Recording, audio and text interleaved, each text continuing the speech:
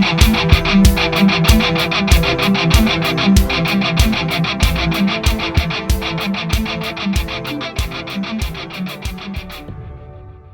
welcome back to the Health Simplified podcast. We're already on episode 4. Crazy how fast time flies. I tell you what, and today, I don't know if I'm going to be able to top Jennifer's story, but I'm going to try. To top that. I'm going to share my story and, really what got me into the health and fitness and working with as many people as I've worked with over the years. Crazy to think. I've been blessed to be able to work with over 350 people on their health and fitness goals. But enough of that. We're going to go ahead and get started. So it starts out, for pretty much any dietitian or personal trainer. We had some sort of internal struggle. And I remember when I was in junior high. And really what got me into it was I had a coach, still good friends with him to this day, and exposed me to the weight room. And I was lifting weights, just kind of doing the thing for athletic performance. And it was in 7th grade, and at the end of the day, I was just like, I really wasn't getting the results I was wanting. And then he's like, well, you need to eat more. And I'm like, okay, well, it's this nutrition stuff, right? Like, of course, me being a teenager, not wanting to listen at first. But I did, and I really got into nutrition my 8th grade and 9th grade year, and I really started to see tremendous growth in my progress. And are you sure that wasn't just puberty? Well, that's fair. That's fair. But I don't know. I credit it to my nutrition because it was pretty on point. At least I like to think so, but probably not if you go back and look at it. But so I did it for two reasons. A, what teenage boy didn't want to impress the girls with the guns, right? So I was figuring, okay, I'm going to dial in my nutrition for that. But really the primary reason was athletic performance. And I was sitting there thinking to myself, I was like, you know what? There's something to this.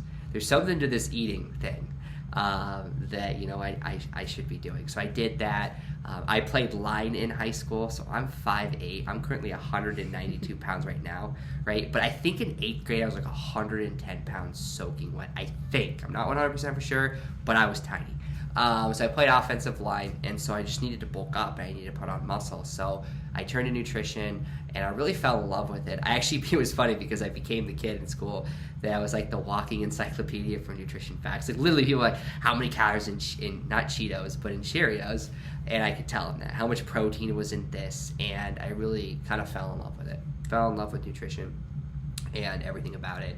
And I just really saw a lot of tremendous growth for nutrition, and even in the gym from picking up the set of dumbbells. I haven't looked back. I really haven't looked back. I think I've been lifting since I was 12. So I knew there was something to this nutrition, something to this fitness, and it really propelled my career in high school sports.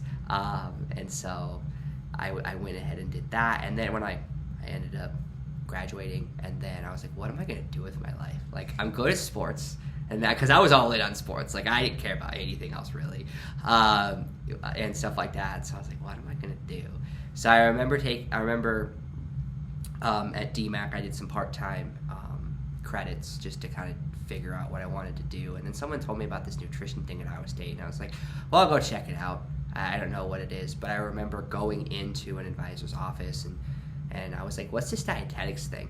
And I remember her looking at me. She's like, oh, it's like the study of food. And I'm like, okay, well, like, what do you mean by that? And she's like, well, you teach people how to eat. And I was like, oh, cool. So, like, what you're telling me is that, like, I could get a 4-year degree of how to eat. At that time, I was like, I just wanted to do it for athletic performance for myself, not knowing what I wanted to do with it. But when she said it was about nutrition, boom, I was sold. I think I quit listening to her and said, sign me up.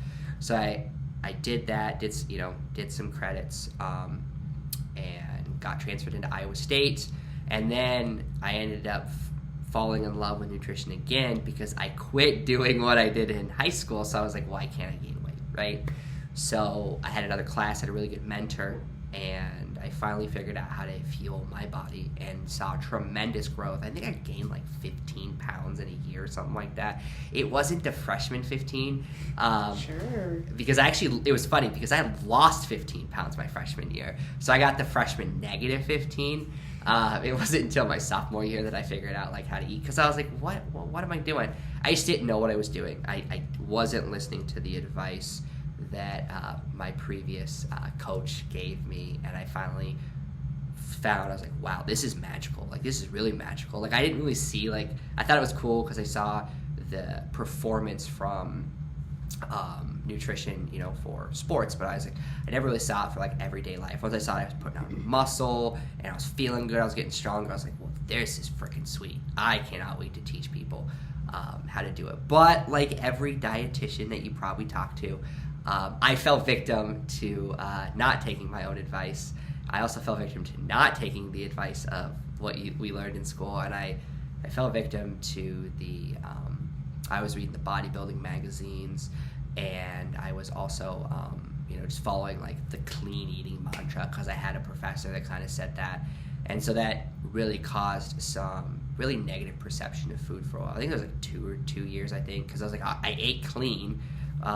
You know, just that was essentially what that is, non-processed foods, and I saw some growth. So me not thinking it through, right, at that time, before I got a little better educated about nutrition, and I would go to family get-togethers, and I would be like, well, if it's not these foods, I'm not going to eat it. So I had a very negative perception of food for a little bit of time, and stuff like that. So I was like, well, you know, everybody else probably goes through this.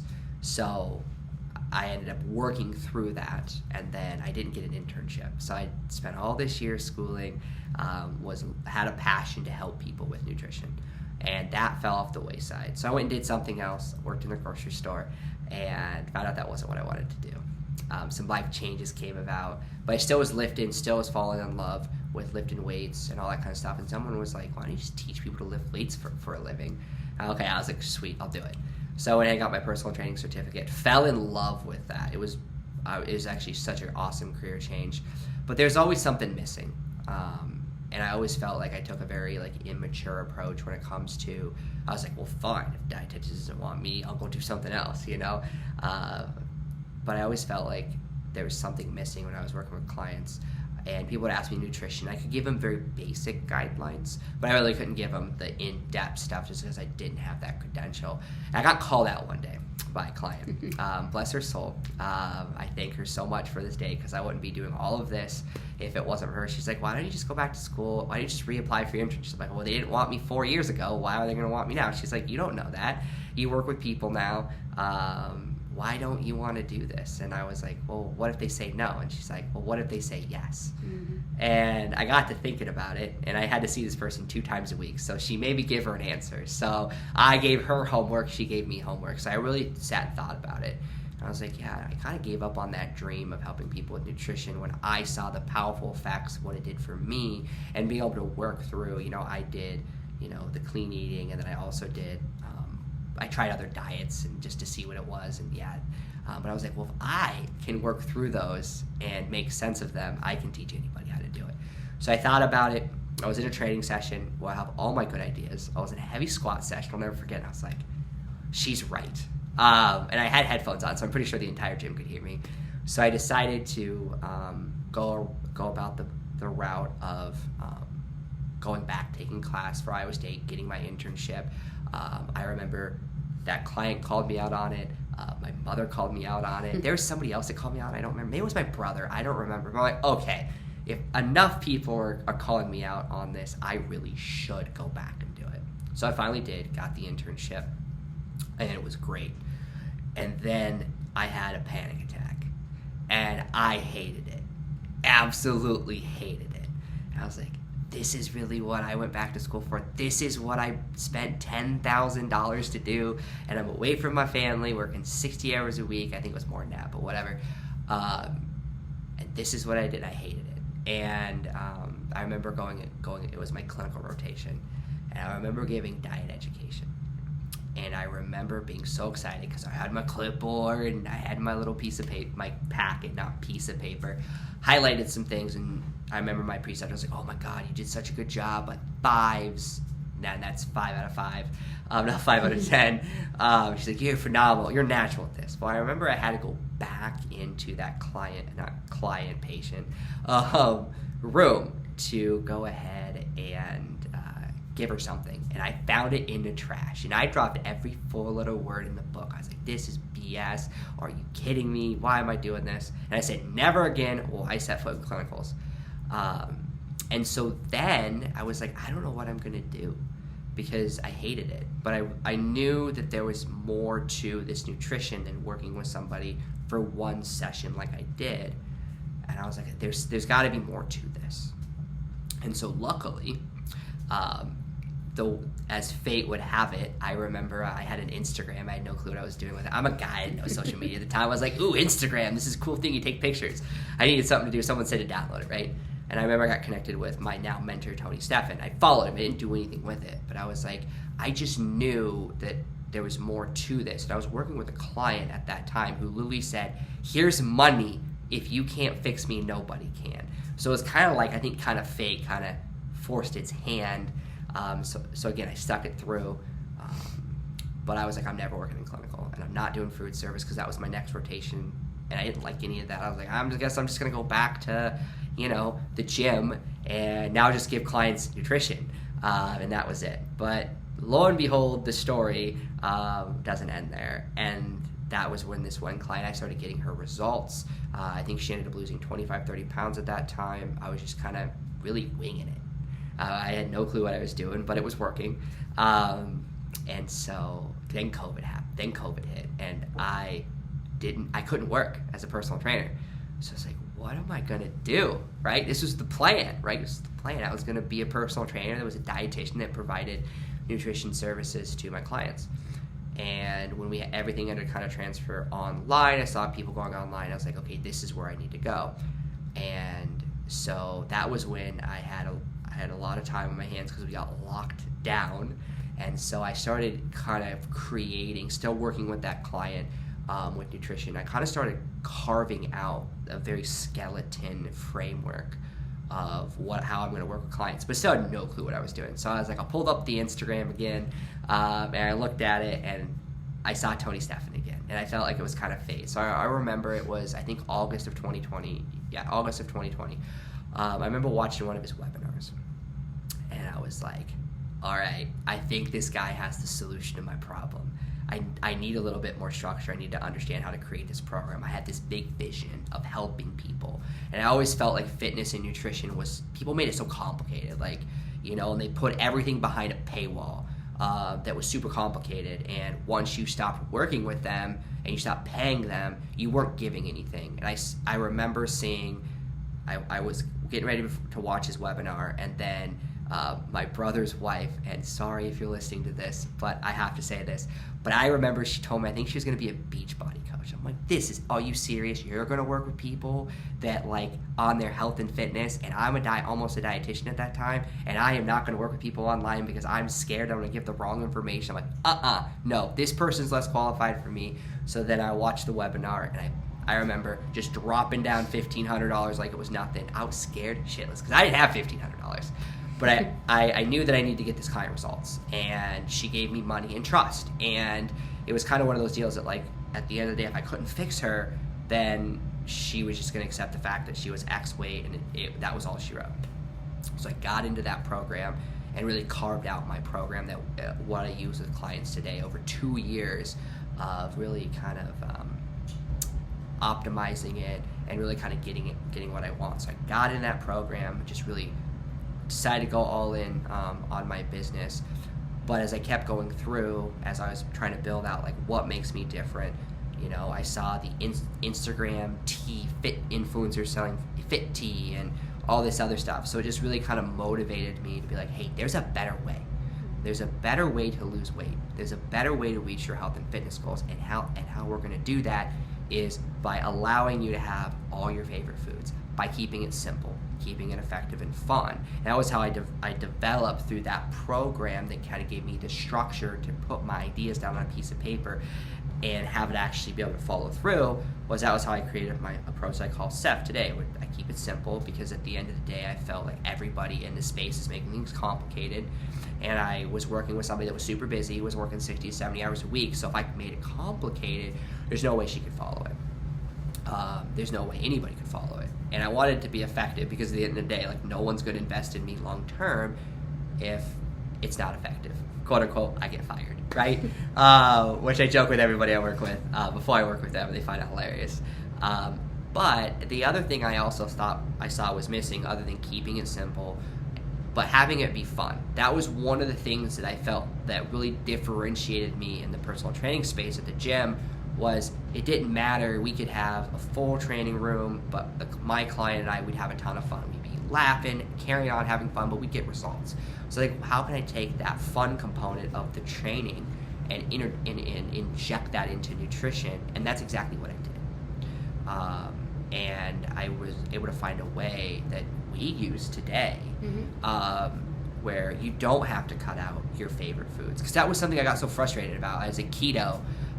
Can't have carbs, intermittent fasting, can't eat whenever you want. I'm like, well, this is stupid. Like, you should be able to eat whenever you want. And then there was like Whole30, where it was like cutting out your favorite foods, and then you had to stage them back in. I was like, this is complicated. They gave these little cup thingies, like my mother did it, and I was like, this is dumb. Like, why do you want to have like red, yellow, blue cups or whatever they were? It's just too strict. It was too strict. It was too complicated. So trying every diet under the sun, because I felt like for me to be able to keep it simple, I had to try all of them. And let me tell you what, they did not last. It didn't last very long. And I asked myself the question is, every time I did these for a bit in time, why couldn't people follow it?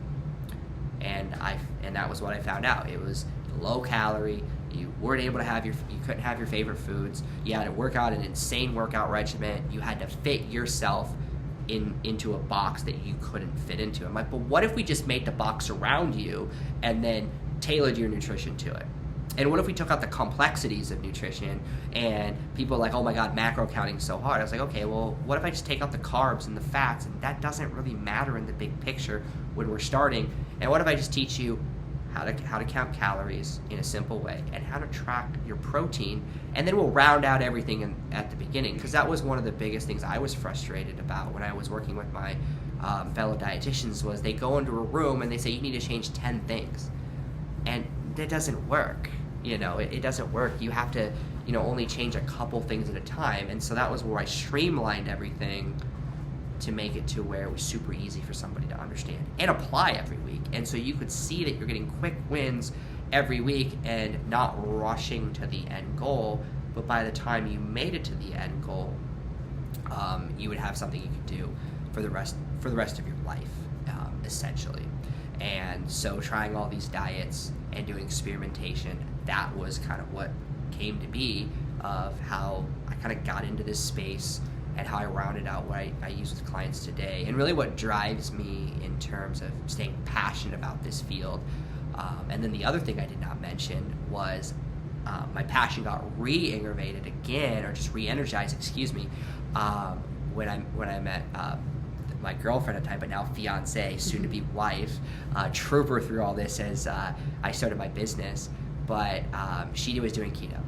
And I saw the negative perceptions of doing a fad diet, and my passion was just just injected again. Like, okay, this is why I'm doing what I'm doing. And by teaching her, that you don't have to give up your favorite food, just kind of like really made, kind of like, okay, what I'm doing is actually working. Because we have imposter syndrome. I suffer from it on a daily basis, but being able to help her, get ready for her kidney donation, be able to have her maintain her weight, post-kidney surgery, be able to lose the weight that she needs to do for skin surgery, and at the end of the day, just really teach her that you can have whatever you want, but understanding how to feel your body, which is the most important thing, is having that confidence is sky high. So that just kind of really kept my passion, and really kind of has kept me kind of in the weeds, learning everything that I can learn regarding nutrition for females.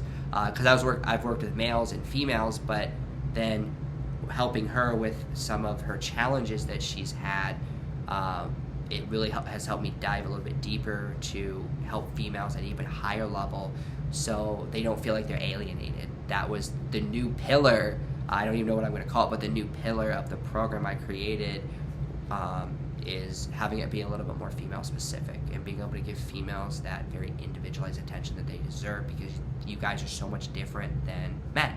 And I also felt going into the space again, I felt like that was another piece of the puzzle that not a lot of people are doing, not a lot of people are talking about, especially male coaches, or aren't really talking about, how to work with females and give them the results that they're wanting without, just saying, oh, well, it worked with my male client. Well, just because it worked with your male client doesn't mean it's going to work with your female client. So that's my story. I know it's not as interesting as my fiance Jennifer, but that's just kind of how I got into it. I really just wanted to create something and help people and kind of be the coach that I wish I would have had when I was younger. So I wouldn't have had to go through all those trials and tribulations of putting foods in good or bad boxes, trying every diet under the sun because I wanted the quote-unquote gains, just to have the bigger bicep and stuff like that. Yeah, it was a very superficial, dumb reason, I think, to kind of go through fitness when I was younger. But hey, you know what? We all have our stories and we all go through things. But if it wasn't for those challenging times throughout my journey, through my internship, through lifting and everything, I wouldn't be here where I am today teaching everybody I've been so blessed to teach and have such a loyal and dedicated client base to this day, helping them crush their health and fitness goals. Before we wrap up, is there anything that you'd like to say? Do you remember what I ordered on our second date when I was still doing keto? Oh boy, pulling in the date trivia questions. Yes, it was it was Napa cabbage. No, it was not. It was cabbage. It was bok choy. Bok choy. It was the only thing I could order at an Asian restaurant that was still keto. And yes, I was fully aware I was eating just vegetables in front of a dietitian, and I felt great about that. And here we are now. We'll down some crumble cookie. We'll eat anything in the world. So yeah, we've come a long way. Yeah, moderation is the key, and that's another thing that I love teaching everybody is understanding that you don't have to beat yourself up because you want to go have the crumble cookie.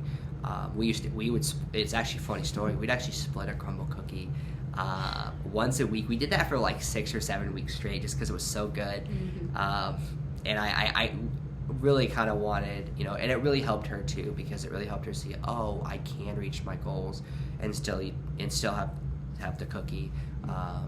And it was great because, those cookies are good. So shout out to Crumble Cookie. Eat the damn cookie. Yeah, eat the damn cookie, which if you're following me on Instagram, I got a post about it. I got to scroll for a little bit. But I definitely suggest you give it a read.